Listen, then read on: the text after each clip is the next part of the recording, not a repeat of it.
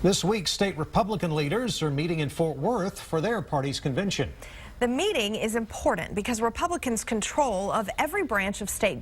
They do control every branch of state government, and this is when they form their platform and the game plan.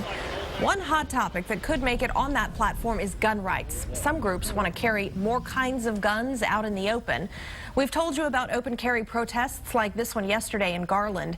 In Texas, it's legal to walk around carrying a rifle or an antique handgun as long as it's not in a threatening manner.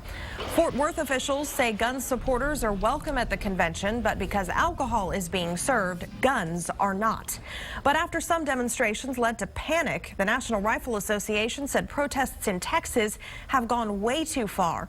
In a statement, it called the open carry Texas protests, quote, foolish, weird, and scary.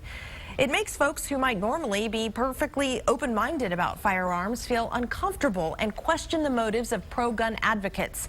The open carry groups responded and said they will change their tactics. They say, we have decided the prudent path to further our goals is to immediately cease taking long guns into corporate businesses unless invited. This afternoon, I spoke with a professor of government at the University of Texas who has written extensively about the Second Amendment. I asked Dr. Sandy Levinson why the National Rifle Association is talking about the issue now.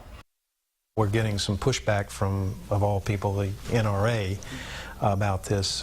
What's going on, do you think? First of all, I would say this has almost literally nothing to do with the Second Amendment. Nobody who really follows American constitutional law very closely would believe that there are 5 votes in the United States Supreme Court to strike down a state law that would prohibit open carry. Levinson says the NRA is pushing back to protect its image and brand. They have come to the conclusion that the open carry people aren't really and truly friends of the NRA's political agenda because they have to be calculating that it will alienate more voters than it will draw. And don't expect the arguments over guns in America to end anytime soon. But when you get to the Second Amendment, all that guarantees is that you're going to have probably an acrimonious conversation about what in the world this language really means.